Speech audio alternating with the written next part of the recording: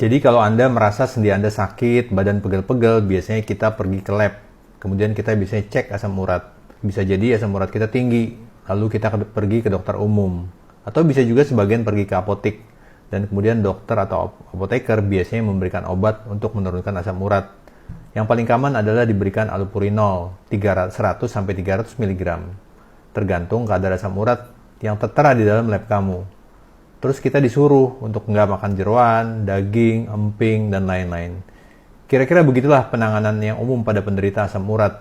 Tapi sepenuhnya nggak salah juga sih. Kita mengobati gejala dan apa yang ada di depan mata. Ini penjelasan kenapa pengobatan asam urat menjadi kurang tepat. Yang pertama, 90% penyebab tingginya asam urat atau uric acid di dalam tubuh kita bukan disebabkan karena kelebihan intake dari makanan, bukan karena Anda kebanyakan makan daging, jeroan, dan lain-lain.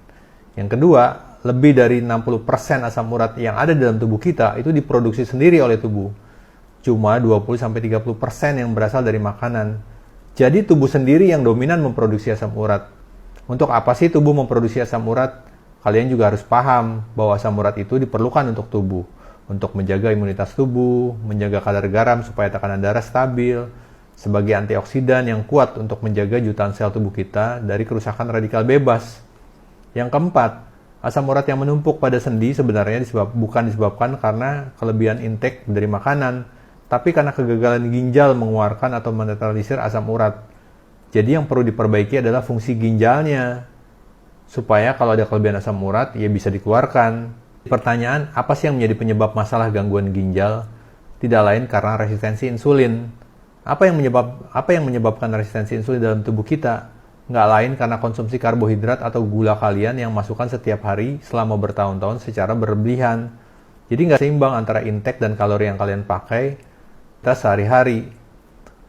Sebetulnya ada 4 organ yang bakal terganggu jika terjadi resistensi insulin. Yang pertama, jantung atau otot jantung. Yang kedua, otak atau nerve atau saraf. Kemudian yang ketiga adalah mata. Dan kemudian adalah ginjal. Dan berulang-ulang saya memberikan gambaran, kalau kalian bukan kuli panggul, tukang bangunan, bukan atlet, jangan makan nasi, kentang, atau mie, tepung, dan sugar terlalu banyak. Jadi resistensi insulin ada di balik masalah terjadinya asam urat di dalam sendi kamu. Menyebabkan ginjal menahan asam urat di dalam tubuh kita. Jadi kalau ini membantu, kalian bisa like, bisa share, supaya kita sama-sama pinter dan sehat. Jadi kalau Anda merasa sendiri,